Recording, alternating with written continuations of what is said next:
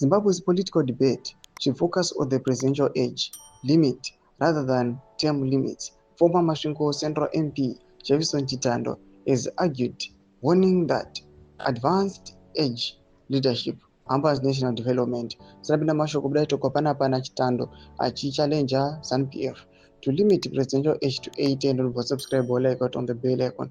Tibina Mapio attacks kuna president Emerson Mnangagwa Mwabudanyo Mchinzi.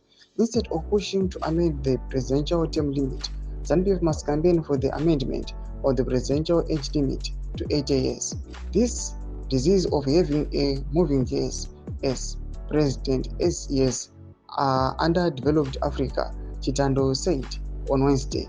He cautioned that leaders in advanced age spend more time managing personal health than addressing the country's pressing issues. We can't be Paul Biya, Cameroon, no Museveni's Uganda. We need young, innovative, technologically advanced, and modern political leadership, he added.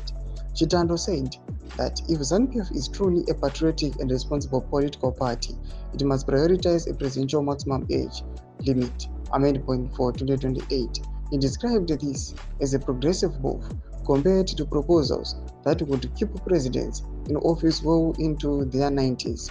Public leadership must reflect energy, innovation, and the capacity to implement reforms.